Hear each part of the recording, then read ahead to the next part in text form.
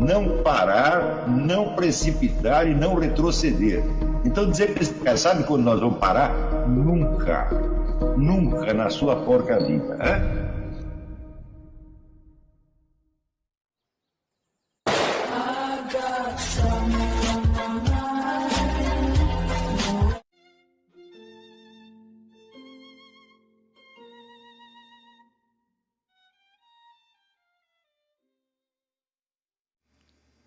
E aí pessoal, tranquilo? Então vem aqui antes do vídeo começar, pedir para vocês se inscreverem, quem não for inscrito, compartilhar, curtir, comentar. Quem puder seja membro do canal, que isso ajuda bastante. Tem também o link do Apoia-se. Quem puder ajudar nosso canal e apoiar financeiramente vai ser muito bem-vindo. Mas o mais importante é transmitir o conteúdo e os conhecimentos do professor Olavo de Carvalho para mais e mais brasileiros. Então compartilhe e ajude aí nossa causa. Muito obrigado a todos os membros, apoiadores do canal. Fico muito feliz. Tenho certeza que a gente está no caminho certo. Então fiquem com o vídeo e até mais. Valeu! Não existe nenhum movimento político que seja fundado numa verdadeira compreensão do fenômeno revolucionário e que se oponha a ele eficazmente. Tá certo? Vou explicar daqui a pouco qual é a única maneira possível de se opor a ele. Né? Então, como as várias iniciativas tomadas pelo movimento revolucionário, seja iniciativas militares ou iniciativas políticas, publicitárias, culturais, etc., etc., nenhuma delas produz a revolução, muito menos produz o Estado definitivo. Então, o único objetivo delas é manter a máquina em movimento e manter, por assim dizer, o estado de inspiração que fará com que as pessoas continuem participando do movimento revolucionário.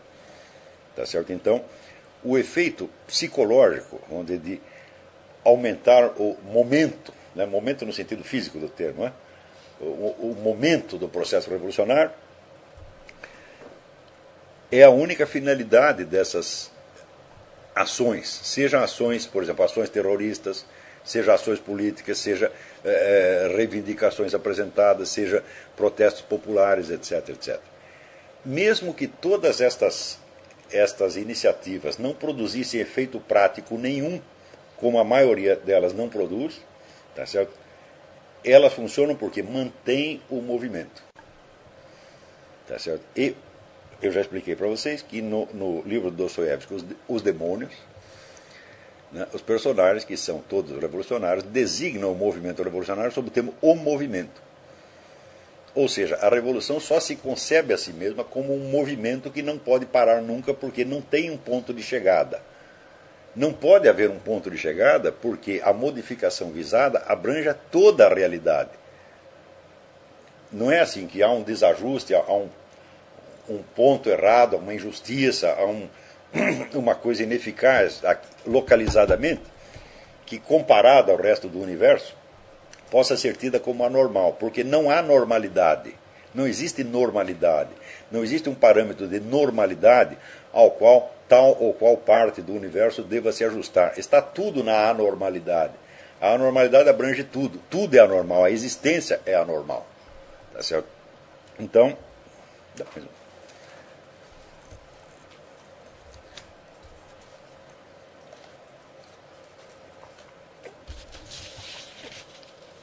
isso quer dizer o seguinte, que se num determinado momento e num determinado lugar o movimento revolucionário luta por uma modificação específica, por exemplo, quando alguém propôs a semana de trabalho de 5 dias, chamada semana inglesa, o movimento revolucionário inteirinho apoiou. Tá certo? Então, ou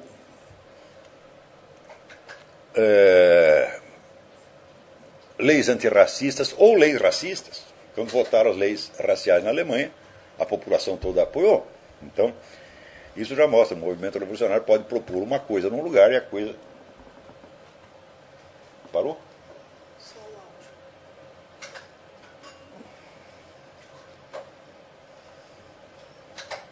Tivemos um problema técnico aqui.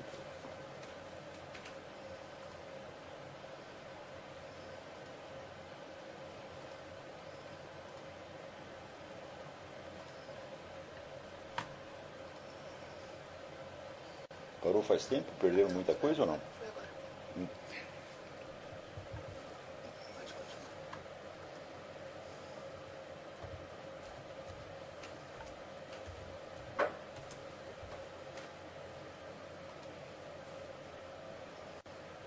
Muito bem. Eles já estão ouvindo? Então, quando aparece uma proposta político-social, cultural específica num determinado lugar, ou seja, mobiliza-se as organizações revolucionárias, a militância revolucionária para lutar por um ponto específico ou outro, é inteiramente absurdo supor que a proposta tem os objetivos declarados.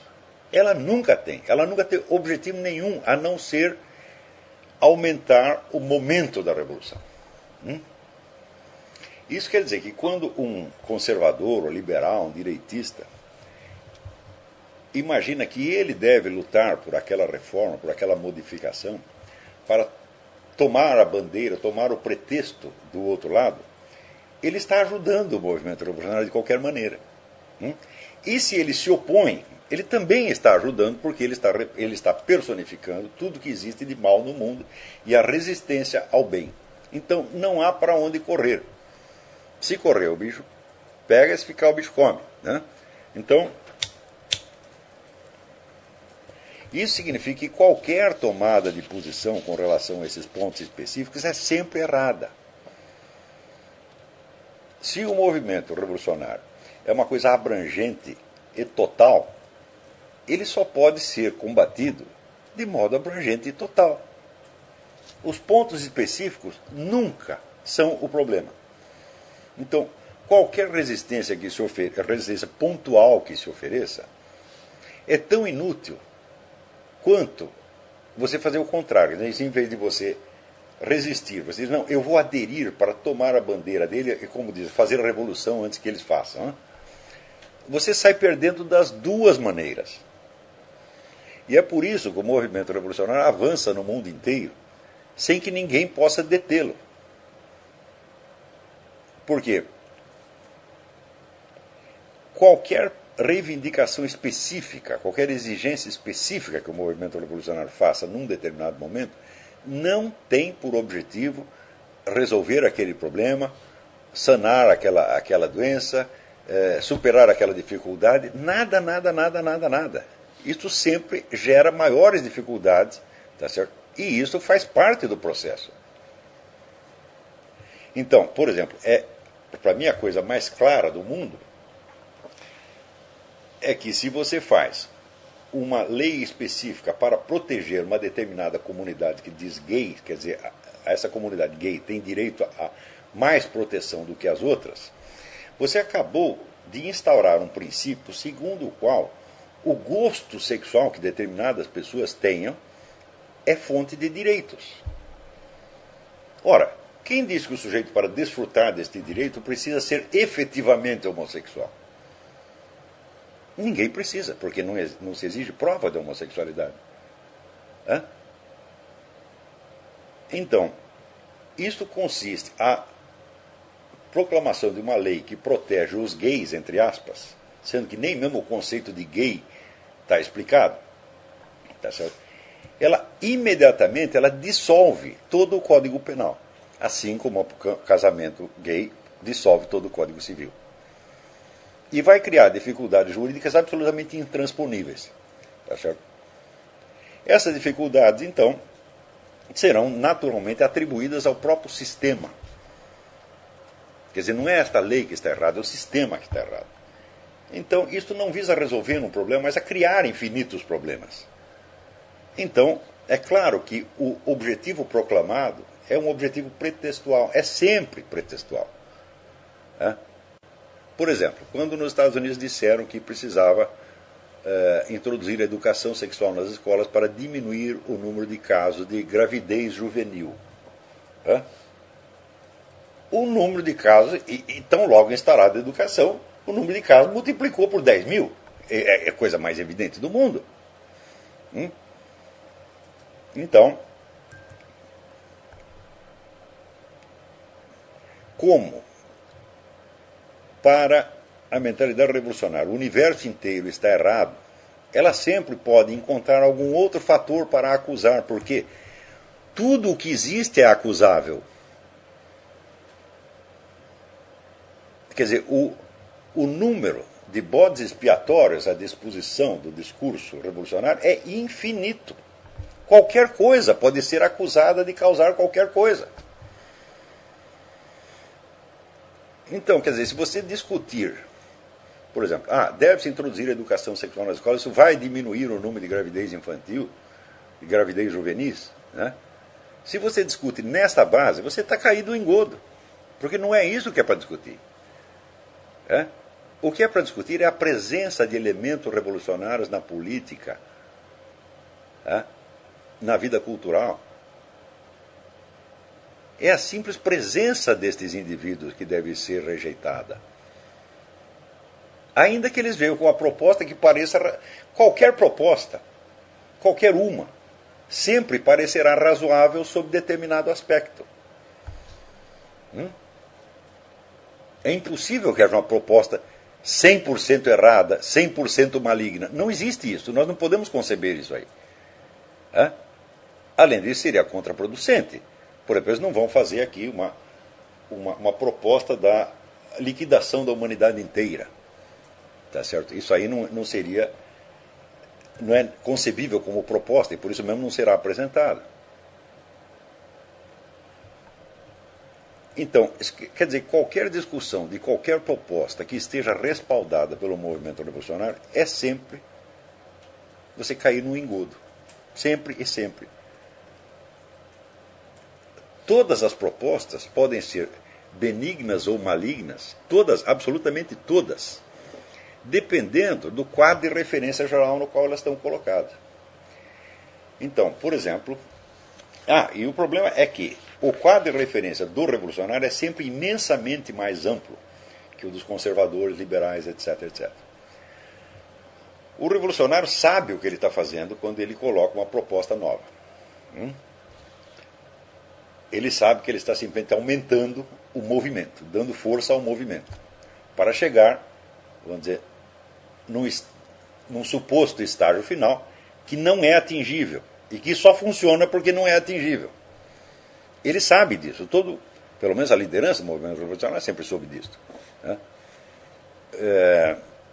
Mas o pessoal liberal conservador, como encara as coisas do ponto de vista da racionalidade técnica, então vai julgar essa proposta em termos dos seus efeitos benéficos ou maléficos sob determinado aspecto tecnicamente definível. E nunca do ponto de vista do seu impacto histórico total. Por quê? Liberais e conservadores não têm nenhuma visão total do processo histórico. Não é possível ter uma visão total do processo histórico. Só é possível ter essa visão total do processo histórico desde dois pontos de vista. O ponto de vista da religião ou o ponto de vista da revolução. Não tem outro. Ora, liberais e conservadores, eles, por definição, eles se limitam ao que parece ser da sua alçada. A política, a economia, etc., direito, etc., etc. Então, eles não têm condição nem de prever os efeitos globais que qualquer modificação proposta pelos revolucionários vai ter, e muito menos de se opor a isso aí. Então, o que interessa jamais é discutir se uma proposta é benéfica ou maléfica. Se o movimento revolucionário está apoiando, é ruim. Sempre. Qualquer coisa que eles propõem é sempre ruim. Por quê? Porque não visa a este ou aquele resultado específico. Se o resultado for benéfico, ótimo, isso aumenta o prestígio do movimento revolucionário. Se for maléfico, eis aí mais um motivo para você criticar a sociedade existente. Então você está sempre trabalhando para eles, enquanto você admite a presença deles no mundo político, cultural, etc, etc. Então, só existem duas propostas do mundo. Ou proposta revolucionária, ou a proposta de extinção do movimento revolucionário. que é exatamente o que eu estou propondo. Ou seja, o movimento revolucionário não é uma constante do espírito humano. Ela é uma coisa que apareceu num certo momento da história e tomou conta de uma parte do planeta. Hein? E de inúmeras cabeças fora do seu território. Então, é uma coisa que teve um começo e terá um fim necessariamente. Esse fim pode ser a revolução? Não, a revolução não é um fim. Suponha que o movimento revolucionário domine o mundo inteiro, todos os países. Estará realizada a revolução? Não. Porque sempre vai haver alguma coisa que tem que ser modificada. E como a ideia revolucionária é a modificação total, a mudança inteira, da natureza inteira e do cosmos inteiro, isto nunca vai terminar. Então isso quer dizer, o movimento revolucionário pode terminar pela realização da revolução? Não, não pode. Então ele só pode terminar de duas maneiras. Pela autodestruição da humanidade ou pela destruição do movimento revolucionário. Não tem outra alternativa. Isto quer dizer que este drama, esta agonia, que já vem há 200 ou 300 anos, matando milhões e milhões e milhões de pessoas, criando uma quantidade de sofrimento que nenhum outro fator jamais causou ao longo da história, isso só terminará quando for extinta a mentalidade revolucionária. Ou seja, quando a legitimidade da proposta revolucionária for negada no todo. Ou seja, quando qualquer pessoa se apresentar em público com uma proposta qualquer que implique a concentração do poder, seja imediatamente retirada da vida pública. Qualquer proposta que esteja direta ou indiretamente escorada na mentalidade revolucionária tem que ser rejeitada, ainda que ela seja boa. Mas o problema não é a proposta, o problema é a pessoa. Note bem, o movimento revolucionário não se constitui de uma ideologia ou de um projeto político. Isso já está mais do que demonstrado. As ideias mais disparatadas, mais incongruentes, podem ser defendidas pelo movimento revolucionário. Não é aí que está o seu ponto de coerência. O ponto de coerência está no negócio que se chama associação, ou que se chama movimento.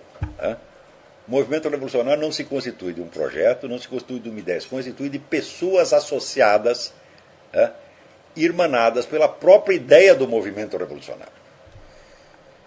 Se esse movimento mudar de ideia, da dia para a noite, todas as pessoas vão mudar. Como, por exemplo, Lenin dizia que o maior inimigo da revolução é o nacionalismo. Stalin conseguiu mudar, fazer com que o nacionalismo fosse a grande arma da revolução, não só dentro da União Soviética, mas fomentando movimentos nacionalistas aqui ou ali. Hoje em dia, o nacionalismo volta a ser o bandido. E a ideia de que toda a soberania nacional é maligna é uma ideia que já está sendo vendida para as pessoas não como doutrina, mas como imagem, como símbolo. Outro dia assisti um filme com Pierce Brosnan chamado The Detonator. Que é o Detonator? É um sujeito que trabalha para a organização, a divisão anticrime das Nações Unidas.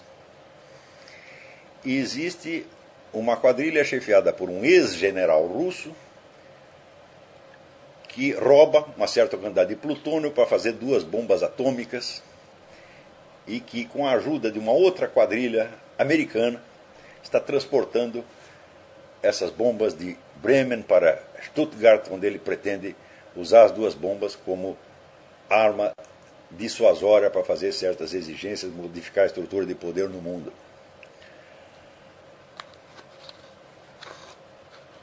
Então, quando ele está ali atravessando o território alemão, a polícia alemã tenta fazer o que pode, mas logo se comprova a tese subjacente de que problemas globais têm que ter soluções globais e, portanto, precisa de uma autoridade global. Então eles chamam essa divisão anticrime da Unesco, das Nações Unidas, divisão que não existe, na verdade, mas que eles inventam. E o delegado, o enviado dessa comissão, ele tem que enfrentar naturalmente a resistência da polícia alemã, porque a polícia alemã diz: isso aqui é um problema nosso, é um problema alemão, vocês não mandam nada aqui. Daí o sujeito vai lá e prova que ele manda. Então, nesse primeiro momento já fica demonstrado que problemas globais requerem soluções globais. Então, a polícia alemã aparece como o palhaço da história, que é incapaz de lidar com os problemas transnacionais numa escala nacional. Só que a disputa entre a soberania global e a soberania nacional não se limita só à esfera de quem vai administrar o problema. Não, ela também está subentendida na própria natureza do crime que está sendo praticado. Por quê? O crime junta duas quadrilhas de nacionalistas. Junta um nacionalista russo, que não quer ver a Rússia submetida à nova ordem global, e um nacionalista americano,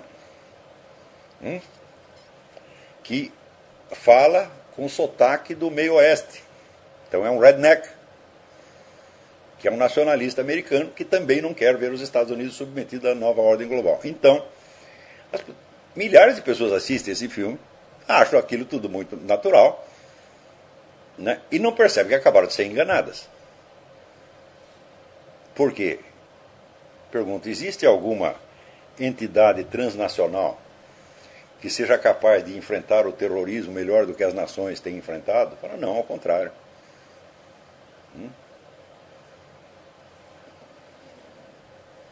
E quantas operações transnacionais de combate ao terrorismo tiveram bom efeito até hoje?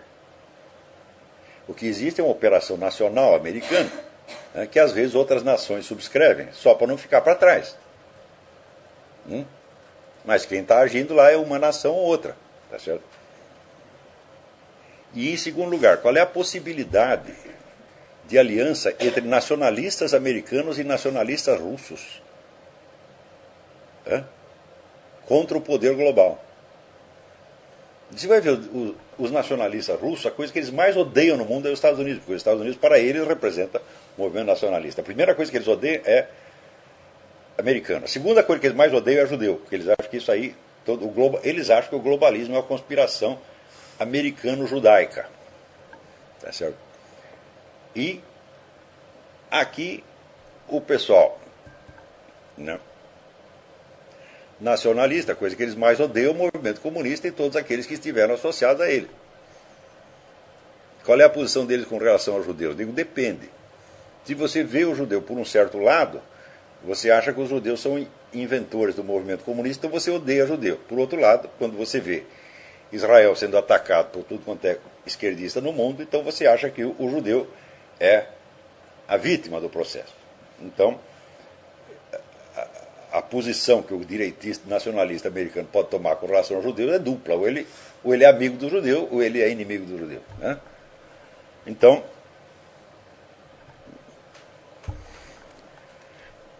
qual é a possibilidade da aliança entre essas duas forças? A possibilidade é nula. Mas no plano simbólico, ela já está forjada. E isso é assim por quê? Porque a revolução, como eu disse, ela só pode existir no futuro. Ela nunca pode se realizar. Ela pode estar sempre em movimento, jamais realizar-se. Como ela não pode realizar-se, ela tem que fazer com que as pessoas comecem a viver não no mundo onde elas estão agora, mas num mundo hipotético futuro. Então, neste mundo hipotético futuro, existem problemas globais que têm soluções globais. E existem grupos nacionalistas, tá certo, que estão tentando destruir tudo.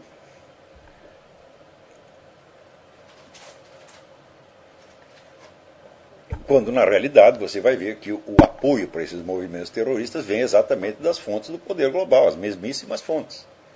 E não é de hoje que vem. Né? Então, assim como esse filme, eu poderia citar milhares e milhares e milhares de outros. onde tudo é apresentado da maneira mais inversa. Sempre. As pessoas dizem, mas é apenas ficção. Eu digo, ora, um momento. Os julgamentos que as pessoas fazem sobre a realidade, que o cidadão comum faz sobre a realidade, é baseado em extensa informação científica?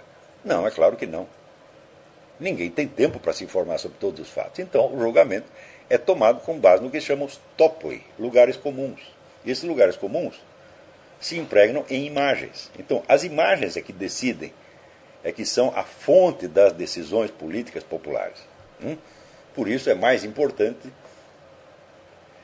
né, você produzir filmes, peça de teatro, programa de televisão, exposição de arte, mudar, vamos dizer, o imaginário do que você atacar diretamente este ou aquele ponto da opinião pública. Você só pode atacar uma opinião pública quando o imaginário popular já está trabalhado para isso, senão não vai. Né? Vou lhe citar um outro exemplo. Tem um filme chamado Frances, com a Jessica Lange, que conta a história da atriz Frances Farmer. Era a atriz mais bonita que já existiu no cinema americano. Vocês procuram Frances Farmer no Google, põe Google Images, vocês vão ver. Tem um filme que ela fez com Tyrone Power, em que ela faz a bandida, e a Jean Tierney, que era outra mulher maravilhosa, faz a mocinha. Né? Mas você fica consternado, porque a Jean Tierney é uma mulher muito bonita, mas comparada com essa, ela sai perdendo, evidentemente. Então você fala, puxa, mas por que a mocinha tinha que ser, né, a segunda, né, na escala? Mas Frances Farmer, ela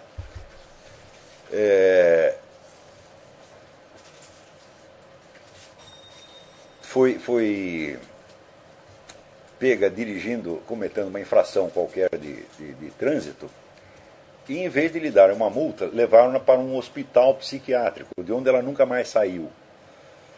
Foi submetida a todos os tratamentos mais brutais que você pode imaginar. Tá certo? Naquela época tinha um tratamento de você botar a pessoa na água gelada por 6 horas seguidas, que é para acalmar. Imagina como eu ficaria calmo se me botasse, né? Uma bacia de gelo, botei eu lá dentro, ficar calmíssimo. Né?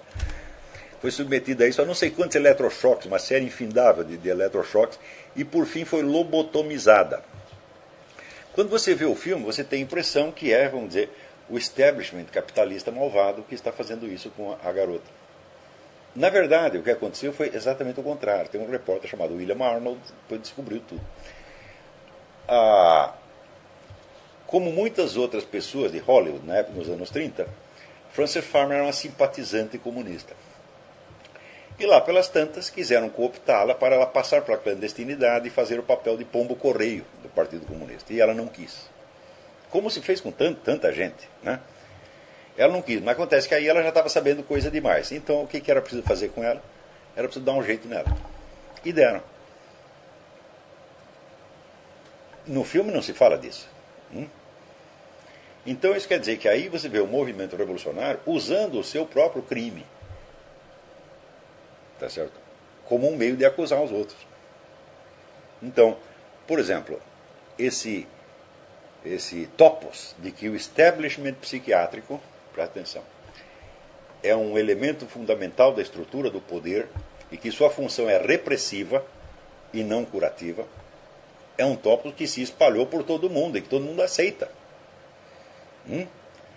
Na verdade, isto reflete a condição que existia, não nos países, nas democracias ocidentais, mas na União Soviética, onde o establishment psiquiátrico era realmente isto.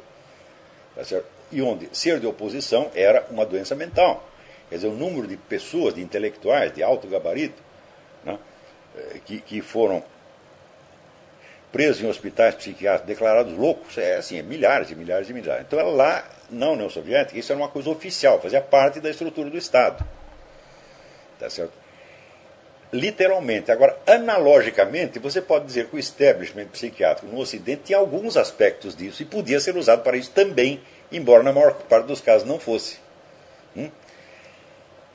Então, a luta pela liberação dos doentes mentais, para liberá-los da opressão do sistema psiquiátrico, ela progrediu e adquiriu força aonde? Na União Soviética? Não, no Ocidente. Então, onde o problema realmente existia, a opressão era demasiada para que se pudesse fazer oposição. Então criou-se oposição aonde o problema só existia analogicamente, ou seja, como figura de linguagem.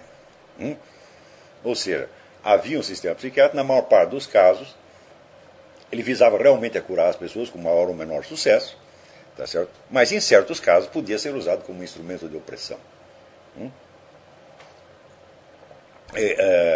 Por exemplo, o marido que queria se livrar da esposa, então arrumava, soltava uma propina para um psiquiatra, o psiquiatra assinava um atestado que ela estava louca e ele se livrava da mulher. No Brasil houve um famoso caso em que uma senhora milionária começou a ser seduzida pelos comunistas e começou a colaborar com eles. O marido não gostou, arrumou um atestado, botou ela no hospital, da onde ela foi raptada por um grupo de comunistas, inclusive o poeta brasileiro Jamil Al-Mansur Haddad. Foi um escândalo, isso aconteceu nos anos 60. Então, claro que havia esses casos também aqui, só que para isto você precisava um agente que corrompesse os médicos para fazer isto. Prova de que isto não era o procedimento normal. Agora, na União Soviética, isso era o procedimento normal. Tá certo? Então,